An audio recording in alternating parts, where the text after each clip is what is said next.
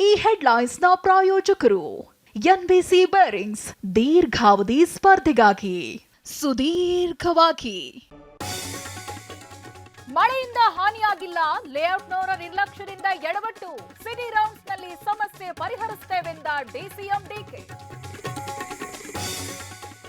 ಚಿಕ್ಕಮಗಳೂರಲ್ಲಿ ಮುಂದುವರೆದ ವರುಣನ ಅಬ್ಬರ, ಚಾರ್ಮಾಡಿ ಘಾಟ್ ಕೊಟ್ಟಿಗೆಹಾರದಲ್ಲಿ ನಿಲ್ಲದ ಮಳೆ, ಹಲವೆಡೆ ವಿದ್ಯುತ್ ಸಂಪರ್ಕ ಕಡಿತ.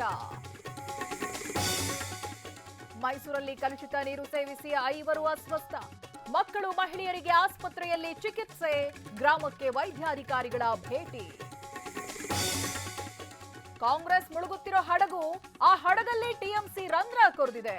ಇಂಡಿಯಾ ವಿರುದ್ಧ ಬಂಗಾಳದಲ್ಲಿ ಪ್ರಧಾನಿ ಮೋದಿ ವಾಗ್ದಾಳಿ.